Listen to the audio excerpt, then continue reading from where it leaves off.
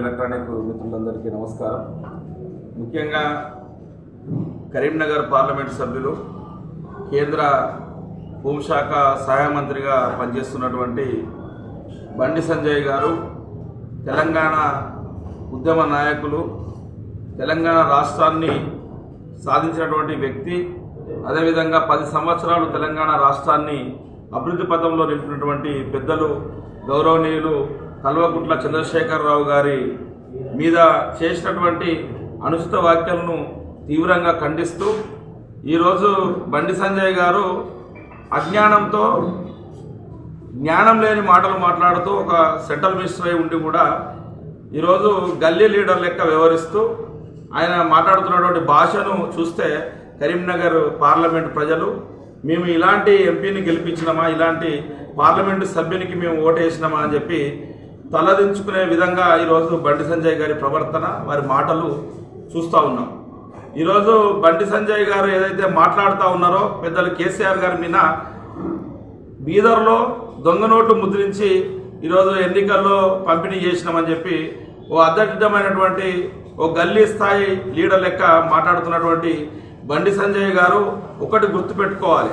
ఈరోజు కేసీఆర్ గారి మీద మాట్లాడితే నేను లీడర్ని అయితే, కేసీఆర్ గారి మీద మాట్లాడితే నాకు పదవులు వస్తాయని చెప్పి ఒక భ్రమలో మాట్లాడుతున్నటువంటి మాటలుగా కనిపిస్తాయి తప్ప నువ్వు మాట్లాడే మాటలు ఇంకా కార్పొరేట్ స్థాయిలో నువ్వు ఒక కరీంనగర్ జిల్లాలో కరీంనగర్ నగరపాలక సంస్థలో ఉన్నటువంటి కార్పొరేటర్గా ఏదైతే పనిచేసినావో ఆ కార్పొరేటర్ కన్నా ఎక్కువ, మేయర్ కన్నా తక్కువ స్థాయి ఉండే మాటలు మాట్లాడుతున్నటువంటి తీరు కనబడతా ఉంది. నువ్వు పార్లమెంట్ సభ్యునిగా మాట్లాడతలేవు.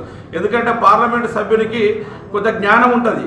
ఈ అజ్ఞానంతో బండి సంజయ్ గారు మాట్లాడుతున్నటువంటి మాటలు మనం చూస్తూ ఉన్నాం.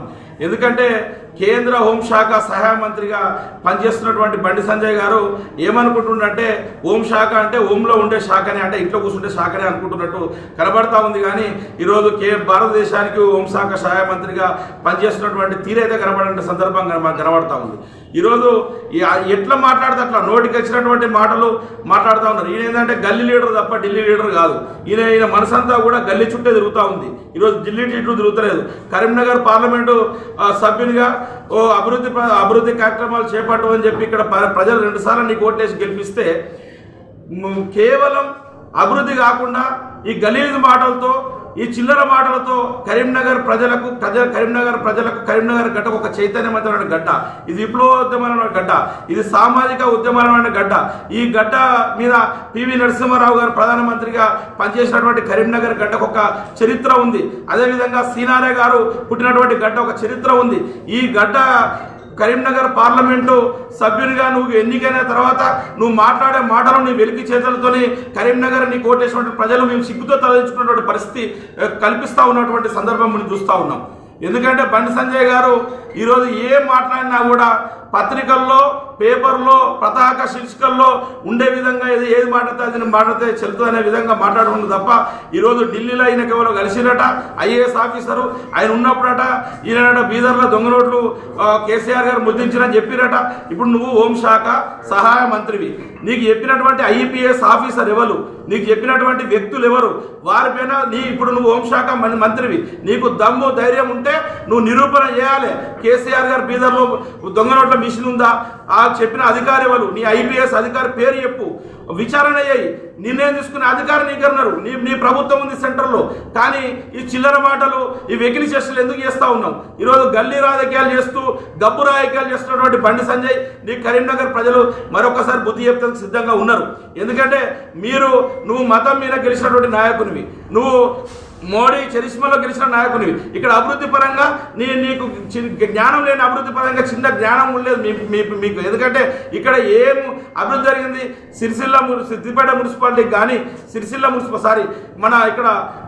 మున్సిపాలిటీకి కానీ, కరీంనగర్ మున్సిపాలిటీకి కానీ నువ్వు ఎక్కడైనా నీ పరిధిలో ఉన్నటువంటి ఎక్కడ కూడా చిన్న మొరం తట్టం బట్టి కోసినటువంటి సందర్భం లేదు. ఎన్ఆర్జీఎస్కి సంబంధించిన సీసీ రోడ్లు తప్ప, రెగ్యులర్గా ఎంపీ ల్యాండ్స్ తప్ప నువ్వు ప్రత్యేకమైనటువంటి నిధులు ఈ పార్లమెంట్ నియోజకవర్గంలో తెచ్చినటువంటి దాఖలాలు అయితే లేవు.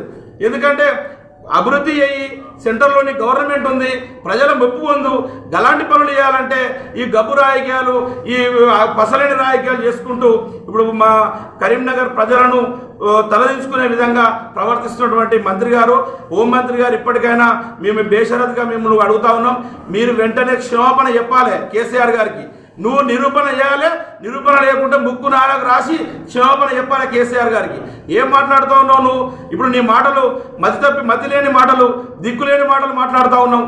ఒక సభ్యునిగా, పార్లమెంటు సభ్యునిగా ఎంత హుందాతనంగా వ్యవహరించాలి. ఈరోజు పార్లమెంటు సభ్యునిగా, మా కరీంనగర్ పార్లమెంటు సభ్యునిగా పార్లమెంట్లో ఒక్క సమస్య మీరైనా మాట్లాడినటువంటి సందర్భం లేదు. ఈరోజు ఈయన హోంశాఖ మంత్రిగా, సహాయ మంత్రిగా పనిచేస్తున్నటువంటి సభ్యుడు, తోటి సభ్యులు, విపక్ష సభ్యులు క్వశ్చన్ అడిగితే దానికి ఆన్సర్ చెప్పక వేరే మంత్రితో చెప్పించినటువంటి సందర్భం. ఈయన మాట్లాడిన పార్లమెంట్లో ఎప్పుడన్నా? పార్లమెంట్లో తెలంగాణ మన కరీంనగర్ వాయిస్ వినిపించిండా? కరీంనగర్ ప్రజలకు సంబంధించినటువంటి అభివృద్ధి విషయంలో వాయిస్ వినిపించాడు. కరీంనగర్ ప్రజలకు రావాల్సినటువంటి నిధుల విషయంలో వాయిస్ వినిపించాడు. ఈయన చేసేటి ఏమంటే ఇవే రాజకీయాలు, రెచ్చగొట్టడము, మతపరమైన రాజకీయాలు, అదేవిధంగా కులపరమైన రాజకీయాలు, అదేవిధంగా ఇలాంటి రాజకీయాలు కేసీఆర్ గారి మీద, కేటీఆర్ గారి మీద మాట్లాడితే పెద్ద లీడర్ అవుతా అని చెప్పి ఒక భ్రమల్లా మతి భ్రమించి మాట్లాడుతూ ఉన్నటువంటి బండి సంజయ్ గారు వెంటనే క్షమాపణ చెప్పాలి. దమ్ము ధైర్యం ఉంటే నువ్వు నిజంగా నువ్వు హోంశాఖ సహాయ మంత్రిగా ఉన్నావు, నీ చేతిలో చట్టం ఉంది, నీ చేతిలో అధికారం ఉంది. నీ అధికారాన్ని ఉపయోగించి ఈరోజు నీకు చెప్పినటువంటి ఐపీఎస్ ఆఫీసర్ ఎవరు, ఆ ఆఫీసర్ పేరు చెప్పాలి. అదేవిధంగా విచారణ చేసి ఇది జరిగిందా జరగలేదని చెప్పాలి. చెప్తేనే మంచిది బిడ్డ, లేకుంటే ఖచ్చితంగా నువ్వు ముక్కు నాలుగు రాసి కేసీఆర్ క్షమాపణ చెప్పాలని చెప్పి మేము బీఆర్ఎస్ పార్టీ నుండి డిమాండ్ చేస్తా ఉన్నాం.